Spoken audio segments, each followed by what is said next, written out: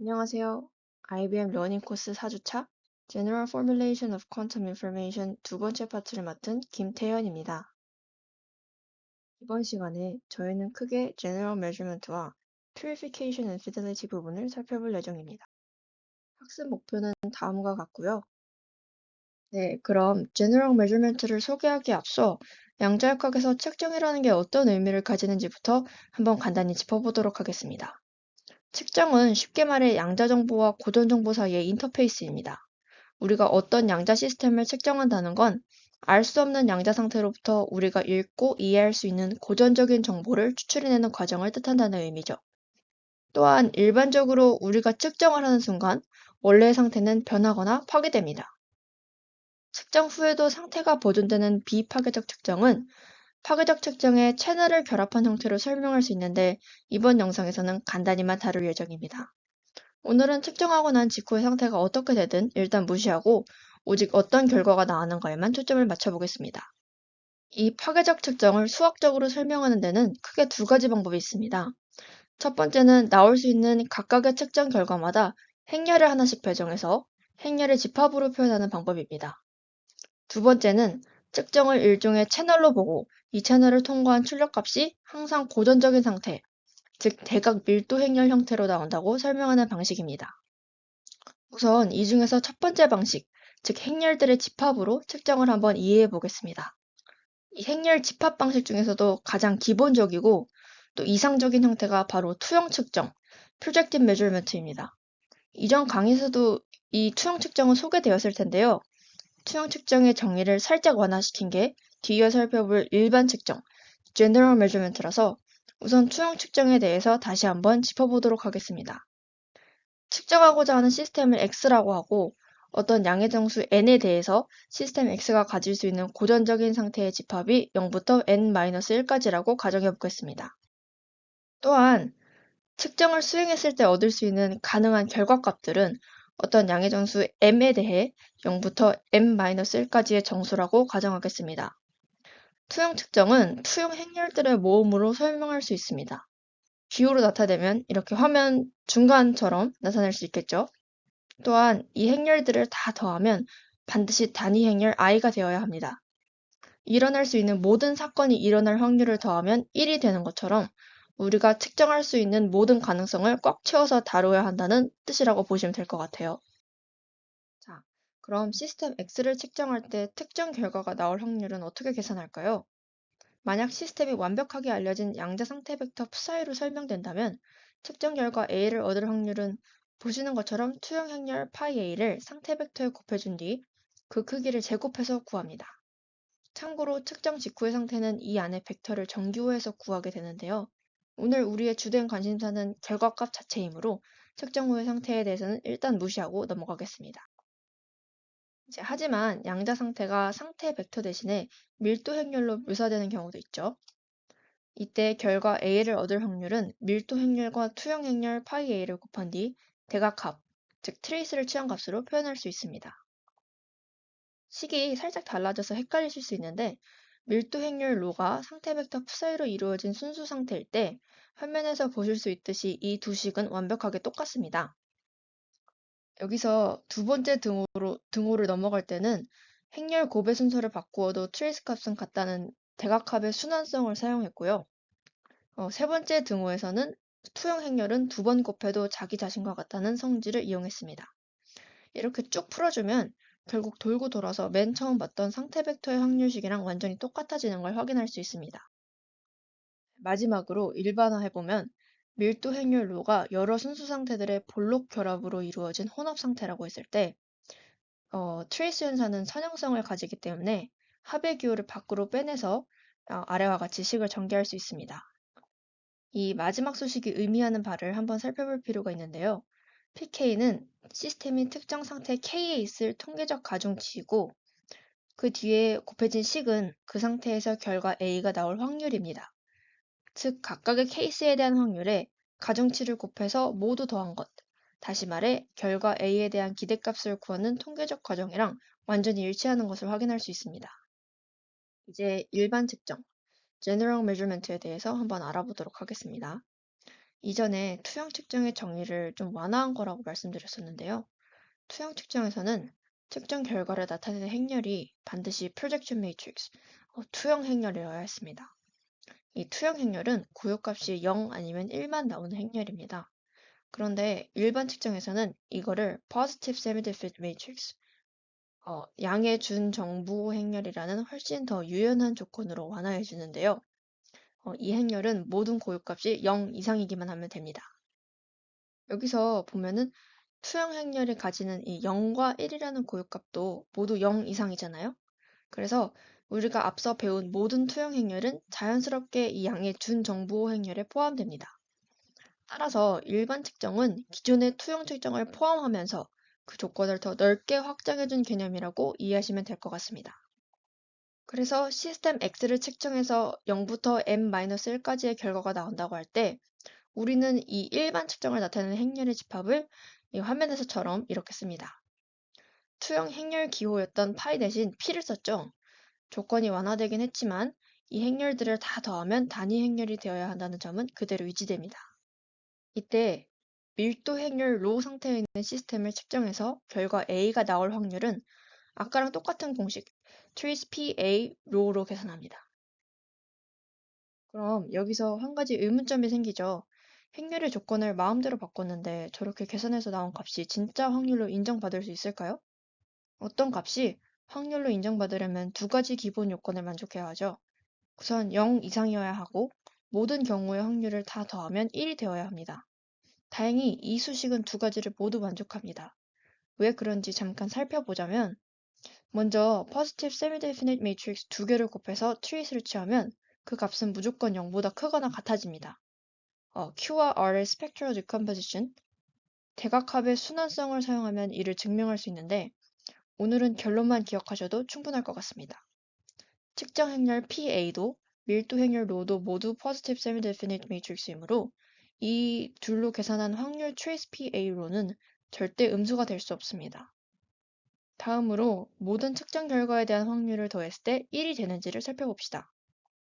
맨 아래 식에서 trace의 선형성으로 시그마를 trace 안으로 집어넣어주면 p 행렬들을 다 더하면 단위 행렬 i가 된다는 조건을 다시 사용해서 trace로만 남게 되는 것을 알 수 있습니다.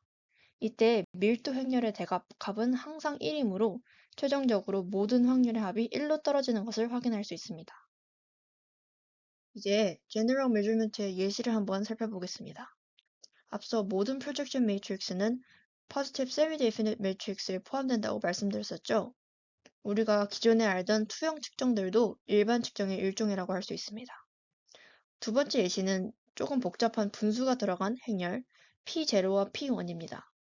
직접 계산해 보시면 이 두 행렬 모두 고유값이 양수로 나오는 positive semi-definite matrix고 이 둘을 더하면 단위 행렬 i가 됩니다. 즉, projection matrix는 아니지만 이 일반 측정의 조건은 만족하는 경우입니다. 로가 플러스 상태일 때 이를 대입해서 계산해보면 확률이 6분의 5, 6분의 1로 각각 나오는 걸 확인하실 수 있습니다. 마지막 예시는 tetrahedral measurement, 정사면체 측정인데요. 오른쪽 그림에는 블로우스피어에 꼭 맞게 들어가는 정사면체가 나타나 있습니다. 이 블로우구 내부에 내접하는 정사면체의 꼭지점을 가리키는 4개의 양자 상태 벡터가 바로 왼쪽에 phi0, phi1, phi2, phi3입니다. 자, 그러면 이 4개의 상태를 이용해서 일반 측정을 어떻게 만들 수 있을까요? 네, 이렇게 각 측정 행렬 PA를 정의할 수 있습니다. 단순히 그냥 순수 상태를 만든 다음에 절반으로 나눈 건데 이게 정말 올바른 측정 세트일지 일반 측정의 두 가지 조건을 한번 체크해 보도록 하겠습니다. 원래 순수 상태 행렬은 그 자체로 positive semi-definite matrix인데 이거를 단순히 2로 나눠준 형태니까 첫 번째 조건은 만족한다고 볼 수 있겠고요. 두 번째는 이 4개를 다 더하면 단위 행렬이 되는지를 알아봐야 하는데 이번 영상에서는 계산 과정을 생략하도록 하겠습니다. IBM 러닝 코스 사이트에도 나와 있고 실제로 한번 계산해 보시면 좋을 것 같은데 항들이 싹 깔끔하게 정리되면서 단위 행렬이 나옵니다. 결론적으로 이렇게 복잡해 보이는 4개의 행렬 세트도 두 가지 조건을 만족하므로 일반 측정의 일례가 된다는 것을 알 수 있습니다. 이렇게 측정을 행렬들의 집합으로 이해해 보았습니다. 이제 발표 맨 처음에 말씀드렸던 두 번째 관점, 측정을 일종의 채널로 보는 방법으로 넘어가 보겠습니다. 고전적인 정보는 양자 정보의 아주 특별한 케이스라고 볼 수 있습니다. 양자역학에서 완벽하게 고전적인 확률 상태는 밀도 행렬로 그렸을 때 대각 성분만 살아있는 행렬로 표현되거든요. 비대각 성분들, 그러니까 양자적인 중첩이나 간섭 정보가 모두 0인 상태고요. 그래서 측정이란 다시 말해서 아무 양자 상태, 그러니까 아무 밀도 행렬이나 입력으로 받아서 결과물로 오직 대각 밀도 행렬만을 뱉는 특수한 양자 채널이라고 생각할 수 있습니다. 놀랍게도 이 채널의 관점은 우리가 방금까지 살펴본 행렬들의 집합 관점이랑 수학적으로 완벽하게 똑같다는 것이 증명되어 있습니다. 이제 이 과정을 수학적으로 조금 더 엄밀하게 세팅해 보겠습니다. 측정할 양자 시스템을 X라고 하고 여기서 나올 수 있는 결과값을 0부터 n-1까지의 정수라고 하겠습니다. 그리고 고전적 정보인 이 측정 결과를 저장할 새로운 시스템을 Y라고 부르겠습니다. 이제 우리는 이 측정 과정을 시스템 X에서 Y로 가는 채널 P라고 부를 겁니다. 여기서 우리의 핵심 가정은 시스템 Y는 무조건 고전적이다. 즉 채널 P를 통과해 나온 결과물은 무조건 대각 밀도 행렬이어야 한다는 것입니다. 그럼 출력물이 항상 대각 행렬이다라는 말을 수학적인 방정식으로는 어떻게 표현할까요?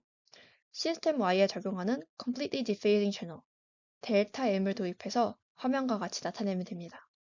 이건 선형 매핑으로 입력 행렬의 대각이 아닌 성분들은 전부 0으로 만들어주고 대각 성분만 남겨놓는 역할을 합니다.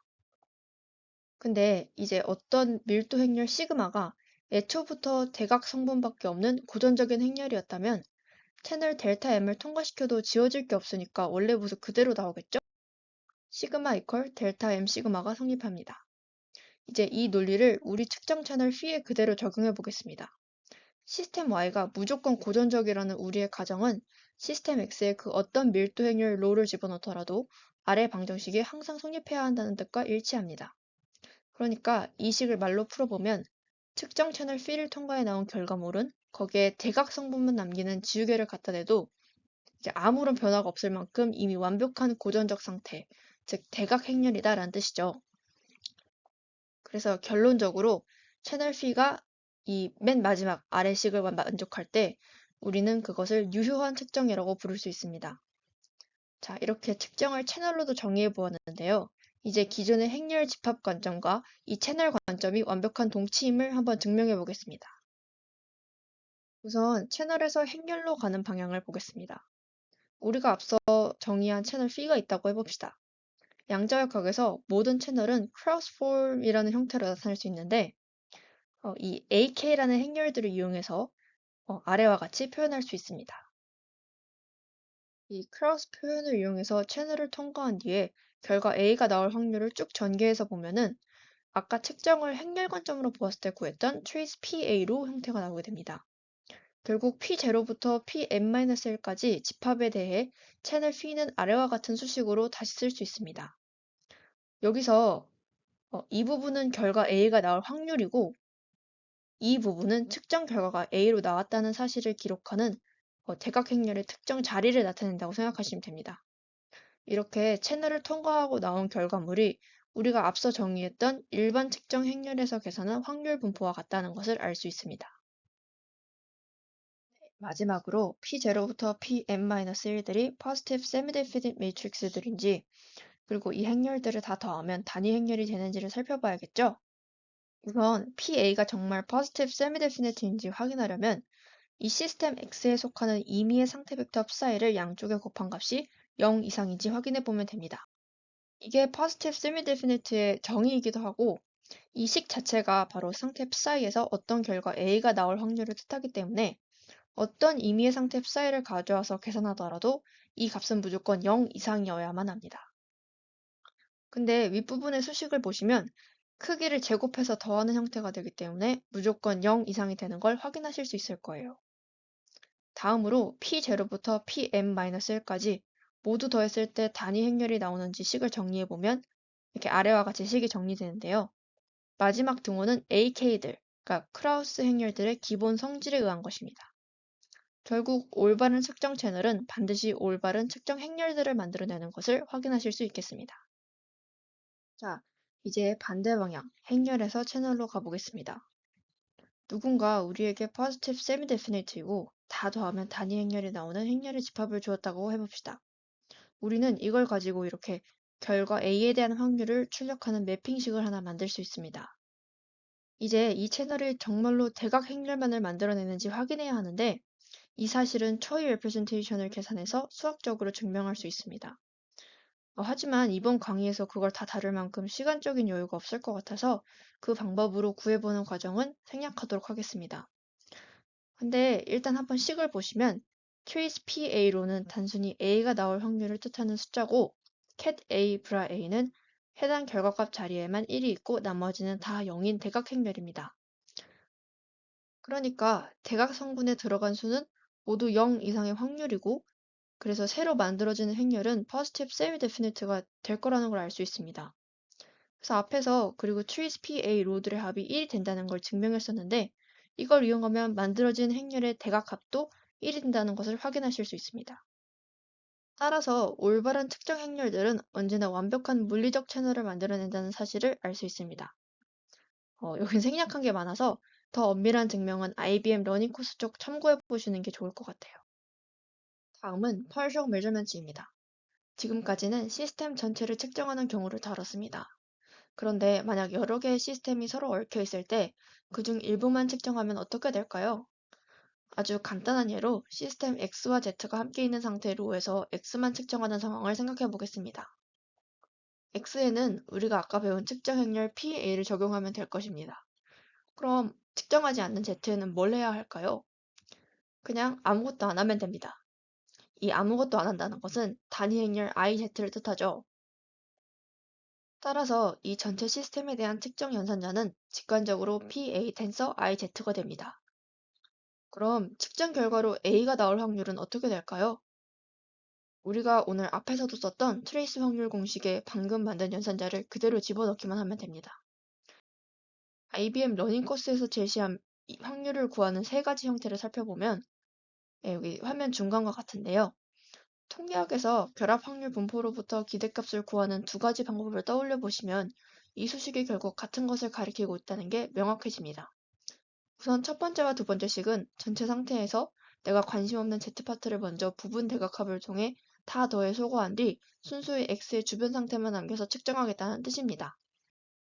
반면에 세 번째 수식은 굳이 상태를 축소하지 않고 전체 시스템 롤을 그대로 둔 채 측정 연산자 쪽에 단위 행렬 IZ를 붙여서 사이즈를 맞춘 뒤 한 번에 계산하겠다는 뜻입니다. 어차피 Z는 건드리지 않을 것이기 때문에 먼저 Z를 지우고 계산하나 단위 행렬을 씌워서 같이 계산하나 그 결과 확률은 완벽하게 똑같이 나옵니다. 이 영상에서는 세 번째 형태를 앞으로 계속 사용할 것입니다. 네, 그래서 X를 측정해서 A라는 결과가 나왔다면 아무것도 하지 않았던 Z의 상태는 어떻게 변해 있을까요? 이건 통계학에서 새로운 정보를 얻었을 때 확률을 업데이트하는 조건부 확률의 개념과 비슷합니다. 측정 연산자 PA 텐서 IZ를 전체 상태 로에 적용한 뒤 측정값을 확인한 X파트를 지워버리고 그러니까 트레이스 X를 취하고 Z만 남길 수 있습니다. 하지만 이렇게 구한 분자의 행렬은 각 합이 PA밖에 안 되는 미완성 상태입니다. 올바른 확률 분포가 되려면 대각합이 무조건 1이어야 하죠. 그래서 조건부 확률을 구할 때 전체 확률로 나누어 주는 것과 같은 원리로 분모의 해당 결과가 나올 확률 PA를 나누어 줌으로써 전체 대각합이 다시 1이 될 수 있도록 노멀라이즈 해줍니다. 이 과정을 통해서 우리는 X의 측정 결과를 바탕으로 얽혀있는 Z의 상태를 시그마 A로 업데이트할 수 있게 됩니다. 지금까지 두 개의 시스템에 대해서만 살펴봤는데요. 만약 얽혀있는 시스템이 3개 이상이라면 어떻게 될까요? 원리는 같습니다. 측정하고 싶은 하나의 시스템에만 측정 행렬을 넣고 나머지 시스템들에는 전부 단위 행렬을 달아주면 됩니다. 그리고 측정 결과가 나올 확률이나 측정 후 나머지 시스템의 상태를 업데이트하는 계산 과정은 방금 살펴본 공식과 똑같이 적용됩니다. 이제 나일마크의 정의에 대해 알아보겠습니다. 앞선 영상에서는 측정을 수학적인 행렬의 집합 혹은 채널로 정의했었는데요. 이걸 물리적으로는 어떻게 구현할 수 있을까요? 여기서 양자 측정의 근본적인 원리인 나이마크의 정리가 등장합니다. 이 정리는 모든 일반 측정이 아래와 같은 방식으로 구현될 수 있다는 내용입니다. 먼저 측정하려는 시스템 X 옆에 workspace Y를 하나 추가합니다. 화면 왼쪽 아래 그림을 보시면 X 옆에 영상태의 보조 시스템 Y가 준비된 것이 보이실 거예요. 그리고 두 시스템을 하나로 묶어서 특정한 유니터리 연산을 가합니다. 이건 즉 두 시스템을 얽히게 한다는 건데 그림에서 파란색 상자에 U가 적힌 게 이 과정을 의미합니다. 마지막으로 원래 시스템 X가 아니라 새로 추가했던 보조 시스템 Y를 스탠더드 베이시스로 측정합니다. 그림의 아래쪽을 보시면 보조 시스템 Y를 검은색 측정기에 통과시켜 측정 결과 A를 얻은 것이 바로 이 마지막 단계입니다. 놀랍게도 이렇게 X 대신 Y를 측정한 결과가 원래 X에서 얻고 싶었던 측정의 확률과 일치하게 됩니다. 이 정리가 수학적으로 왜 성립하는지 엄밀하게 증명하려면 이 유니터리 연산 U를 거대한 블록 행렬로 세팅하고 그람 슈미트 직교화 과정을 거쳐야 합니다. 하지만 다시금 시간 관계상 이번 영상에서는 그 증명 과정을 생략하도록 하겠습니다. 자, 어쨌든 이렇게 보조 시스템 Y를 측정해서 결과를 얻어낼 수 있었는데요. 그럼 그림의 위쪽 선으로 표현된 원래 시스템이었던 X는 어떻게 될까요? 만약에 결과를 얻은 뒤 X를 더 이상 신경 쓰지 않고 버린다면 이를 파괴적 측정, destructive measurement라고 부릅니다. 하지만 결과를 얻은 후에도 X를 버리지 않고 계속 사용한다면 이를 비파괴 측정, 즉 non-destructive measurement라고 합니다. 이때 X의 상태는 측정 결과에 따라 새롭게 업데이트 될 건데요. 이 공식은 크라우스 연산자 AA를 사용해 아래와 같이 표현할 수 있습니다. 분자는 원래 상태로의 연산자 AA를 가한 결과물입니다. 그런데 partial measurement의 경우처럼 이대로는 전체 대각합이 1이 되지가 않습니다. 따라서 분모에 해당 결과가 나올 확률을 나누어 줌으로써 대각합이 다시 1이 되도록 정규화를 수행했다는 정도로 보시면 될 것 같습니다. 이제 General Measurement 단원의 마지막 파트, 양자 측정의 응용에 해당하는 Quantum State Discrimination and Quantum State Tomography로 넘어가 보겠습니다. 각각에 대해서 더 자세히 살펴보기 전에 이 둘이 무엇인지 대략적인 설명을 해드리자면 우선 State Discrimination은 우리에게 주어질 수 있는 양자 상태의 후보들과 그 확률들을 미리 알고 있는 상태에서 임의의 상태인 시스템이 주어지는 거예요. 그리고 이 시스템에 대한 측정 한 번으로 그 상태가 무엇이었는지 맞추는 것이 목표인 문제입니다. 반면에 State Tomography는 쉽게 말해서 점 추적 문제인데요. 어떤 상태인지 사전 정보가 전혀 없는 미지의 상태의 로가 주어집니다. 대신에 똑같은 상태의 복사분을 여러 개 제공받아요. 이 복사분들을 계속 반복 측정해서 얻어낸 통계적 데이터를 바탕으로 원래 상태가 무엇이었는지 밀도 행렬 형태로 근사하는 작업입니다. 우선 State Discrimination 문제, 그 중에서도 가장 기본이 되는 두 가지 상태를 구별하는 경우를 보도록 하겠습니다. 어떤 시스템 X가 확률 P로 로 제로 상태, 확률 1-P로 로 1 상태로 준비되어 우리에게 주어졌다고 가정해 봅시다. 우리의 목표는 단 한 번의 측정으로 이 시스템이 원래 어떤 상태였는지 최대 확률로 맞히는 것입니다. 이 문제의 최적해를 구하기 위해 우리는 두 상태의 가중 차인 P 로 제로 마이너스 1 마이너스 P 로 1이라는 행렬을 만들고 이를 스펙트럴 디컴포지션 합니다. 여기서 가중합이 아니라 가중차라는 점을 명심해 주세요. 그리고 이 분해된 고유값 람다 K의 부호를 기준으로 두 그룹을 나눕니다. 이제 이 그룹들을 바탕으로 투영 행렬인 파이 제로와 파이 1을 각각 구성합니다. 이렇게 고유값의 부호를 기준으로 나눈 측정이 바로 우리가 선택한 상태를 가장 틀리지 않게 구별해내는 최적의 측정이 됩니다. 그렇다면 이 최적 측정을 사용했을 때 정답 확률은 정확히 얼마일까요? 일반적인 측정 집합 P0, P1에 대한 정답 확률은 이 식처럼 쓸 수 있습니다. 여기서 측정의 성질인 모두 다 더하면 단위 행렬이 됨을 이용해 식을 한번 변형해 보겠습니다. P1 대신에 I-P0를 대입하면 위쪽, 반대로 P0 대신에 I-P1을 대입하면 아래쪽 식이 됩니다. 이 두 식은 완전히 같은 값이므로 이 식을 단순화하기 위해서 두 식을 더한 뒤에 2로 나누어 평균을 내면 이런 깔끔한 형태가 나옵니다. 자, 이제 아까 우리가 고유값의 부호를 기준으로 정의했던 최적의 사용 측정 파이 제로와 파이 1을 P0, P1 자리에 각각 대입해 봅시다. 그러면 대각합 기호 안의 값이 정확히 고유값들의 절대값의 합, 즉 행렬의 트레이스 노름으로 변하게 됩니다. 결과적으로 두 상태를 구별하는 최적의 정답 확률은 이렇게 되며 이 결과를 헬스트롬-홀레버 theorem 혹은 헬스트롬스 theorem이라고 합니다. 마지막으로 구별해야 할 상태가 3개 이상으로 늘어나면 어떻게 될까요? 아쉽게도 상태가 3개 이상일 때는 헬스트롬의 정리처럼 완벽하게 닫힌 형태의 수학적 정답 공식이 존재하지 않습니다.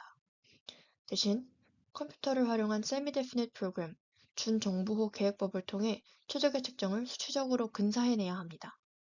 하지만 우리가 찾은 측정이 정말 최적인지를 수학적으로 검증하는 방법은 존재합니다.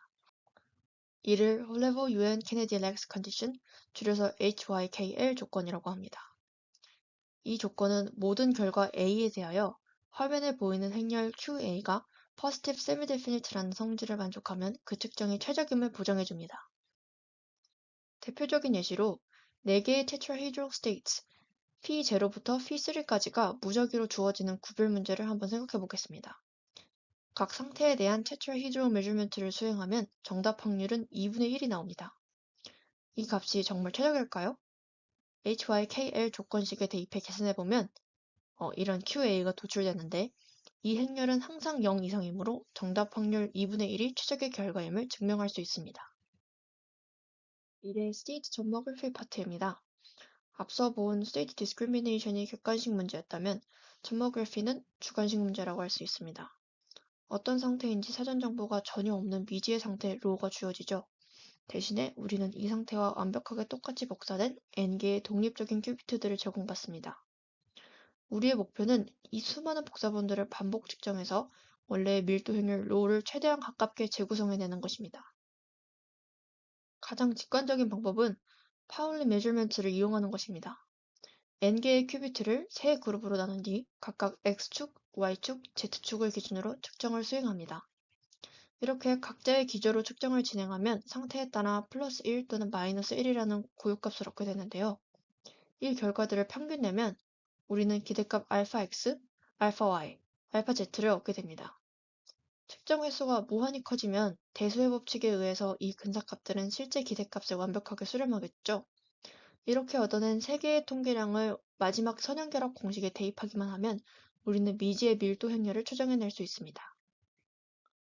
파울리 측정 외에도 우리가 앞서 배웠던 정사면체 측정을 사용할 수도 있습니다.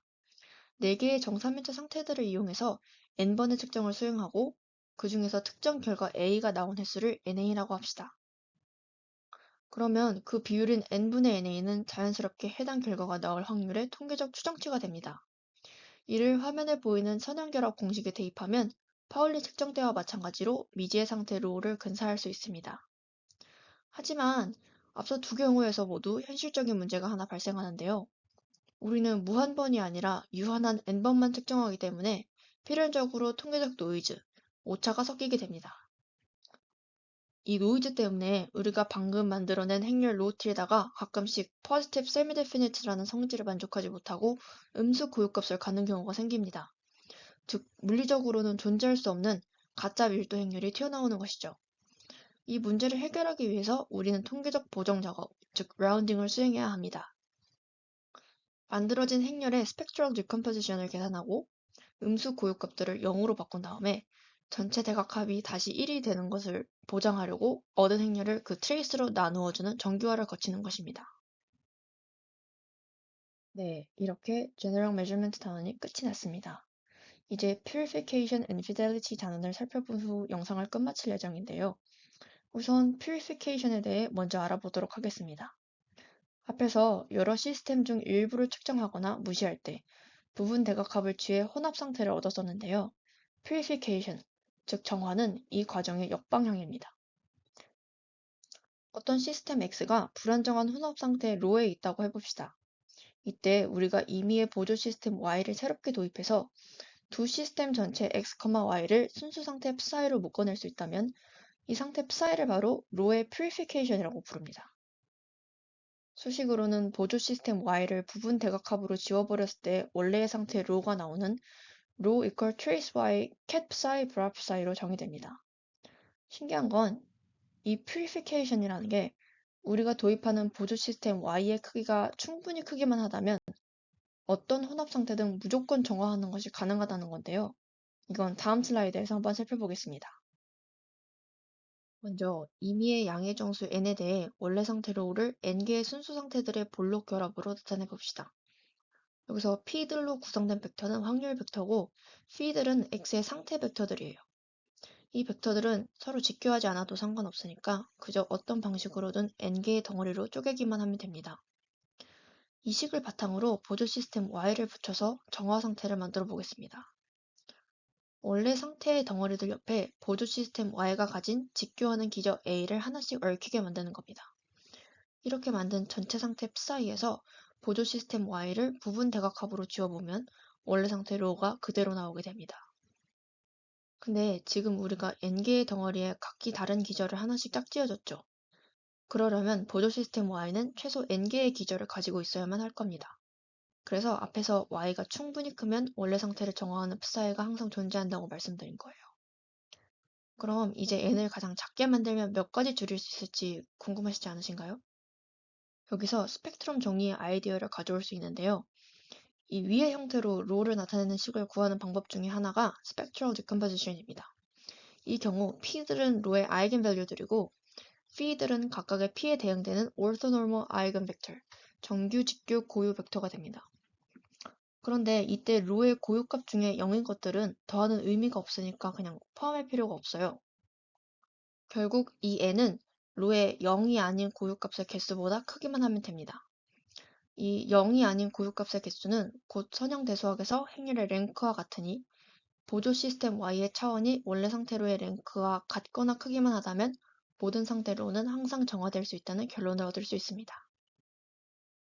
그렇다면 하나의 혼합 상태를 정화하는 방법은 딱 하나뿐일까요? 아닙니다. 보조 시스템을 어떻게 얽히게 하느냐에 따라서 무수히 많은 형태의 정화 상태가 존재할 수 있습니다. 여기서 이 다양한 정화 상태들의 수학적 관계를 설명해주는 중요한 정리가 있습니다. 바로 Unitary Equivalence of Purifications, 정화의 유니터리 동치성입니다. 이 정리를 직관적으로 이해하기 위해서 슈미트 분해에 대해 잠깐 알아보도록 하겠습니다. 두 시스템이 얽힌 순수 상태는 슈미트 분해를 거치면 화면에 보이는 것처럼 서로 대응되는 직교 기저들의 텐서곱의 합으로 간결하게 표현할 수 있습니다. 이제 동일한 상태 롤을 정화하는 두 개의 서로 다른 정화 상태 psi와 phi가 있다고 가정해 보겠습니다. 이 두 상태를 각각 슈미트 분해해보면 다음과 같은 특징을 확인할 수 있습니다. 두 상태 모두 동일한 로우에서 유도되었기 때문에 분해된 식에서 개수 PA와 원래 시스템 X의 기저 cat XA는 완벽하게 동일하게 나타납니다. 유일하게 차이가 나는 부분은 보조 시스템 Y 쪽의 기저들, 즉 UA와 VA 뿐입니다. 그렇다면 첫 번째 상태의 Y 기저들을 두 번째 상태의 Y 기저들로 변환해주기만 하면 두 상태는 완전히 같아질 것입니다. 이렇게 정규 직교 기저를 또 다른 정규 직교 기저로 변환해주는 연산자가 바로 유니터리 연산자죠. 그래서 이렇게 원래 시스템은 건드리지 않고 보조 시스템 Y에만 유니터리 연산을 가해주면 첫 번째 정화를 두 번째 정화로 완벽하게 변환할 수 있을 것입니다. 이것이 바로 정화의 유니터리 동치성이 의미하는 바입니다. 동일한 밀도 행렬을 정화하는 임의의 두 상태는 원래 시스템 X는 건드리지 않고 보조 시스템 Y에만 작용하는 유니터리 연산자만으로 항상 서로 변환될 수 있다는 뜻이죠. 이 단순해 보이는 정의는 양자 암호학 분야에서 중요한 의미를 가집니다. 대표적으로 퀀텀 비트 커미트먼트라는 암호 프로토콜이 절대 불가능하다는 것을 이 정의 하나로 증명할 수 있습니다. 비트 커미트먼트란 크게 두 가지 형태로 나뉘는데요. 우선 앨리스가 어떤 이진 정보, 즉 0이나 1을 금고에 넣고 잠근 뒤 밥에게 금고만 넘겨줍니다. 이것을 commit phase라고 합니다. 밥은 열쇠가 없으니 안의 내용을 알 수 없고 앨리스는 이미 금고를 밥에게 줬으니까 나중에 말을 바꿀 수 없습니다. 전자를 두고 concealing, 은닉성을 만족한다고 하고 후자를 두고 binding, 구속성을 만족한다고 합니다. 그리고 나중에 앨리스가 열쇠를 주면 그때 내용이 공개되겠죠? 이 단계를 reveal phase라고 합니다. 이 시스템을 양자 정보로 구현할 수 있을까요? 앨리스가 0을 약속했을 때 밥을 가지게 되는 상태를 로 제로, 1을 약속했을 때의 상태를 로 1이라고 해보겠습니다. 완벽한 은닉성을 보장하려면 밥의 입장에서는 이 두 상태를 절대 구별할 수 없어야 하므로 반드시 로 제로와 로 원은 같아야 합니다. 근데 여기서 모순이 발생합니다. 앨리스와 밥이 공유하는 전체 시스템의 상태는 순수 상태인 푸사의 제로와 푸사의 원일 것입니다. 앞서 밥의 상태 로 제로와 로 원이 같다고 했죠? 그 말은 곧 전체 상태 푸사의 제로와 푸사의 원이 동일한 밀도 행렬의 퓨리피케이션이라는 뜻이 됩니다. 근데 방금 전 슬라이드에서 동일한 밀도 행렬의 정화 상태들은 보조 시스템 쪽에 유니터리 연산만 가해주면 완벽하게 변환될 수 있다고 했습니다. 즉, 앨리스는 밥에게 금고를 넘겨준 후에도 자기 쪽에 남아있는 시스템에만 유니터리 연산을 몰래 가해서 언제든지 0을 1로, 1을 0으로 마음대로 바꿔치기 할 수 있게 됩니다. 그럼 바인딩이 완전히 깨져버리는 것이죠. 결론적으로 이 정화의 유니터리 동치성 때문에 완벽하게 안전한 퀀텀 비트 커미트먼트 프로토콜을 만드는 것은 수학적으로 불가능하다는 사실이 증명됩니다. 정화의 유니터리 동치성의 마지막 응용으로 휴스턴 조사 루더스 티어럼, 줄여서 HJW 정리를 짧게 살펴보고 넘어가겠습니다. 먼저 두 시스템 X와 Y가 순수 상태의 사이로 얽혀 있다고 가정해 봅시다. 이때 시스템 X만의 축소 상태를 로라고 하면 이 로는 화면의 수식처럼 이미의 n개의 순수 상태들의 볼록 결합으로 표현할 수 있습니다. 이 HJW 정리는 아주 놀라운 사실을 제시하는데요. 우리가 시스템 X의 상태를 어떻게 분해하든 간에 시스템 Y 쪽에 적절한 측정 PA를 가해주기만 하면 시스템 X의 상태를 우리가 설정한 바로 그 상태 psi A로 정확히 붕괴시킬 수 있다는 것입니다. 직관적으로 말해서 두 시스템이 순수 상태로 얽혀있기만 하다면 Y쪽을 측정하는 행위만으로 X쪽의 상태가 현실화되는 방식을 마음대로 조종할 수 있다는 뜻입니다. 여기서 분해하는 개수 n은 시스템의 실제 차원과 무관하게 100만 개, 1000만 개 등 임의로 크게 설정할 수도 있습니다. 그럼 이 정리가 어떻게 성립하는지 방금 배운 정화의 유니터리 동치성을 통해 증명해 보겠습니다. 증명을 위해서 n개의 상태를 가질 수 있는 가상의 보조 시스템 Z를 새롭게 도입합니다. 그리고 x, y, z 전체를 아우르는 두 개의 상태 감마 제로와 감마 1을 화면의 수식처럼 정의합니다. 첫 번째 감마 제로는 원래 상태에 단순히 Z를 덧붙인 것입니다. 반면에 두 번째 감마 1은 조금 특별한데요. 만약 이 상태에서 우리가 Z를 측정해 결과 A를 얻는다면 확률 PA로 시스템 X의 상태가 psi A가 되는 우리가 정확히 원하던 그 이상적인 상황을 나타냅니다. 이제 이 두 상태에서 Y와 Z를 부분 대각합으로 지워보면 두 상태 모두 완벽하게 동일한 X의 상태 롤을 만들어냅니다. 즉, 두 상태 모두 동일한 밀도 행렬의 퓨리피케이션인 거죠. 따라서 유니터리 동치성에 의해 X는 건드리지 않고 Y, Z에만 적용하는 유니터리 연산자 U가 반드시 존재해서 첫 번째 상태를 두 번째 상태로 완벽하게 변환해줍니다. 결과적으로 Z를 초기화하여 덧붙인 뒤 유니터리 연산 U를 가하고 Z를 측정하는 이 일련의 과정이 시스템 Y에서 수행해야 할 정확한 측정 행위를 수학적으로 구현해줍니다. 이 유니터리 동체성이라는 도구가 이렇게 복잡한 양자 측정을 설계하는 데에도 사용될 수 있다는 것을 한번 확인해 보았습니다. 마지막 주제로 두 양자 상태가 얼마나 유사한지를 측정하는 fidelity, 즉 충실도에 대해 알아보겠습니다. 순수 상태의 경우 충실도는 단순히 두 상태 벡터의 내적의 절대값으로 정의됩니다. 이 값이 0이면 두 상태는 직교하며 완전히 다름을, 1이면 두 상태가 사실상 동일함을 의미합니다. 이 개념을 혼합상태, 즉 밀도 행렬 로와 시그마로 확장한 일반적인 정의가 바로 화면에 보이는 첫 번째 수식입니다. 정의 자체가 직관적이지는 않지만 이 충실도는 다양한 수학적 형태로 변환될 수 있습니다. 트레이스 노멀을 이용해 표현할 수도 있고 임의의 유니터리 행렬 U에 대한 최대값 문제로 나타낼 수도 있습니다. 충실도는 몇 가지 중요한 수학적 성질을 가지는데요. 우선 항상 0과 1 사이의 값을 가지며 두 상태의 순서를 바꿔도 값이 같다는 대칭성을 지닙니다. 또한 두 독립적인 시스템이 텐서곱으로 결합된 경우에는 전체 충실도는 각각의 충실도를 단순히 곱한 것과 같다는 multiplicativity를 갖습니다. 그렇다면 fidelity가 앞서 배운 purification과 어떤 관계길래 같은 단원으로 묶였을까요? 그 해답을 제공하는 것이 바로 다음 슬라이드에서 볼 올만 정리입니다. 올만 정리는 두 밀도 행렬 로와 시그마의 충실도가 그 상태들을 정화한 순수 상태들의 내적 중 최대값과 정확히 같다는 것을 수학적으로 보여줍니다. 즉, 혼합 상태의 유사도를 더 큰 시스템의 순수 상태들의 기하학적 관계로 환원할 수 있다는 뜻입니다. 이 정리의 증명 과정 역시 퓨리피케이션의 유니터리 이퀴밸런스를 핵심 도구로 사용합니다. 증명의 뼈대는 다음과 같습니다. 먼저 로와 시그마의 스펙트럼 분해를 이용해서 보조 시스템 Y쪽에 컴플렉스 컨주게이트를 사용해 특정 퓨리피케이션 P와 Psi를 구성합니다.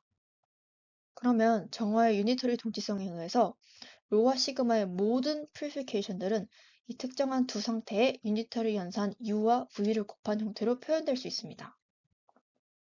이제 이 두 일반화된 정화 상태의 내적을 한번 계산해보면 컴플렉스 컨주게이트의 성질에 의해서 수식이 깔끔하게 정리되고 절대값 안의 대각합 형태가 도출됩니다.